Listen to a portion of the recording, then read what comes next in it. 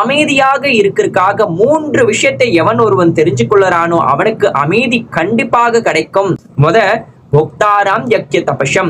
அப்பனா கண்ணன் தான் என்ஜாயர். இந்த உலகத்துல எல்லாரும் என்ஜாயரா இருக்கணும் ஆசைப்படுறோம். நான் என்ஜாய் பண்ணணும்னு நினைக்கிறோம். ஆனா என்ஜாய் பண்ண போறோமா நம்மளுக்கு ஒரு எக்ஸ்பெக்டேஷன் வரும். Expectation will lead to frustration, will lead to depression.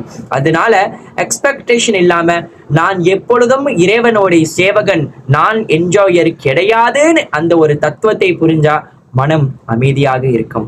இரண்டாவது, சர்வலோக மகேஸ்வரம். எல்லாம் லோகத்துக்கு அவன்தான் ஈஸ்வரன்.